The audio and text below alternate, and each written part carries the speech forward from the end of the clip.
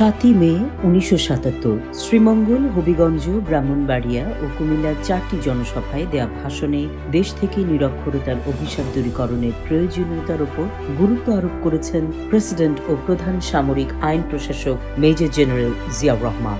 ২ বছরের মধ্যে নিরক্ষরতার মূলোৎপাটনের জন্য ইউনিয়ন পরিষদ চেয়ারম্যানদের সার্বিক প্রচেষ্টা গ্রহণের আহ্বান জানান। প্রেসিডেন্ট বলেন, আমাদের জাতিকে বিশ্বের কাছে একটি সম্মানিত জাতি হিসেবে পরিচিত করতে হলে কঠোর পরিশ্রম করতে হবে।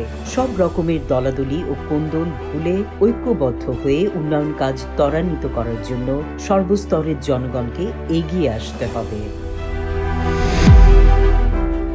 ৭ই মে ১৯৭৮ জাতীয়তাবাদী ফ্রন্টের চেয়ারম্যান এবং ফ্রন্ট থেকে মনোনীত আসন্ন প্রেসিডেন্ট নির্বাচনের প্রার্থী প্রেসিডেন্ট জিয়াউর রহমান এক সাংবাদিক সম্মেলনে জাতীয়তাবাদী ফ্রন্টের উদ্দেশ্য ও কর্মসূচির রূপরেখা সম্পর্কে আলোকপাত করেন। তিনি বলেন, লক্ষ লক্ষ শহীদের রক্তের বিনিময়ে অর্জিত আমাদের প্রিয় স্বাধীনতা ও জাতীয় সার্বভৌমত্বের বিরুদ্ধে চক্রান্তকারী সকল দুশ্মনকে প্রতিহত করা জাতীয়তাবাদী ফ্রন্টের অন্যতম মূল লক্ষ্য।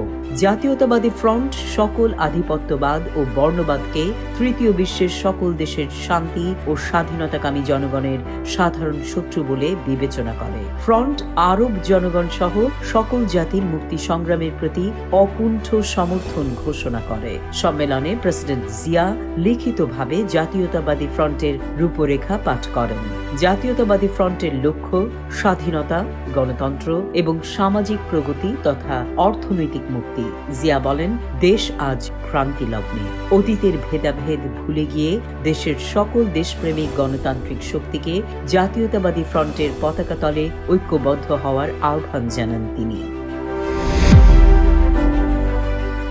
৭ই মে ১৯৭৮ ধামরাই, ঘিওর ও সাটুরিয়ার বিশাল জনসভায় যে উদ্দীপনা নিয়ে জনগণ ৭ বছর আগে যুদ্ধ করে স্বাধীনতা অর্জন করেছিলেন, একই উদ্দীপনায় অনুপ্রাণিত হয়ে দেশ গঠনের কাজে আত্মনিয়োগ করার জন্য জনগণের প্রতি আহ্বান জানিয়েছেন প্রেসিডেন্ট জিয়াউর রহমান। তিনি বলেন, স্বাধীনতা যুদ্ধে লাখ লাখ মানুষ এই আশায় তাদের জীবন বিসর্জন দিয়েছিলেন যে স্বাধীনতার পর সাধারণ মানুষের ভাগ্যোন্নয়নে দেশের অর্থনৈতিক অগ্রগতি হবে। প্রেসিডেন্ট জিয়া বলেন, স্বাধীনতা যুদ্ধের পেছনে প্রধান উদ্দেশ্য ছিল আমাদের দেশকে বিশ্বের অন্যতম সমৃদ্ধ ও শক্তিশালী দেশ হিসেবে গড়ে তোলা। জনগণ এটা করতে চেয়েছিলেন জাতীয় ঐক্য ও ভ্রাতৃত্ববোধের মধ্য দিয়ে। দুঃখের সঙ্গে প্রেসিডেন্ট বলেন, কিন্তু জনগণের মধ্যে পরে গভীর হতাশা নেমে আসে। এক শ্রেণীর স্বার্থান্বেষী মানুষ জাতীয় স্বার্থকে বিকিয়ে দেয় এবং কলকারখানায় উৎপাদন বিঘ্নের সম্মুখীন হয়। সতর্ক করে দিয়ে জিয়াউর রহমান বলেন, সেই সব মানুষ এখন আবার সক্রিয় হয়ে উঠেছে।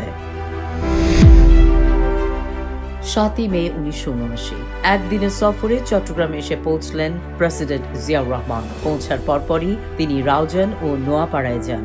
নোয়াপাড়ায় এক বিশাল জনসভায় ভাষণ দেন তিনি। এ সময় দেশ গঠনে সবাইকে কাঁধে কাঁধ মিলিয়ে কাজ করে যাওয়ার আহ্বান জানান প্রেসিডেন্ট।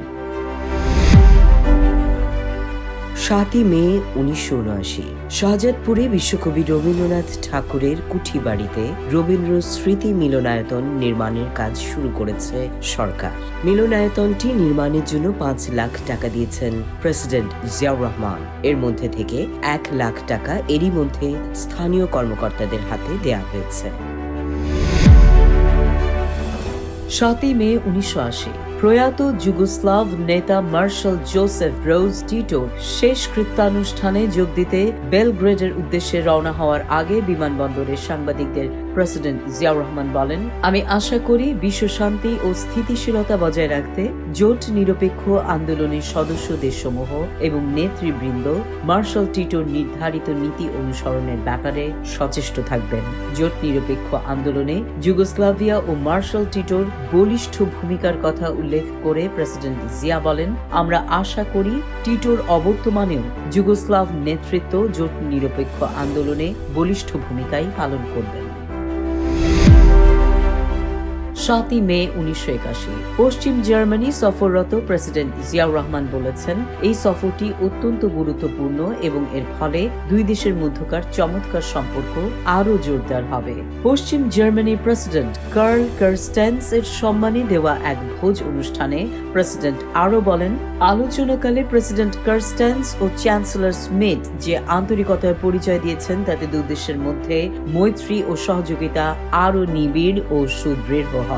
এতে বিশ্ব শান্তি ও প্রগতির স্বার্থ রক্ষিত হবে। এই সময় প্রেসিডেন্ট জিয়ার ভূয়সী প্রশংসা করে পশ্চিম জার্মানির প্রেসিডেন্ট কার্স্টেন্স বলেন, ইসলামী সম্মেলন সংস্থা ও জোট নিরপেক্ষ আন্দোলন সহ বিভিন্ন আন্তর্জাতিক ফোরামে আপনার নেতৃত্ব বিশ্ববাসীর কাছে বাংলাদেশের মর্যাদা বৃদ্ধি করেছে। তিনি আরও বলেন, প্রেসিডেন্ট জিয়া তার দেশে উন্নয়নের জন্য যে উদ্যোগ নিয়েছেন তা লক্ষ্য করে পশ্চিম জার্মানি মুগ্ধ। তিনি বলেন, পশ্চিম জার্মানি শুধু সরকারি পর্যায়ে নয়, বেসরকারি উদ্যোগের মাধ্যমেও বাংলাদেশকে দেয়া সাহায্য সম্প্রসারিত করতে প্রস্তুত।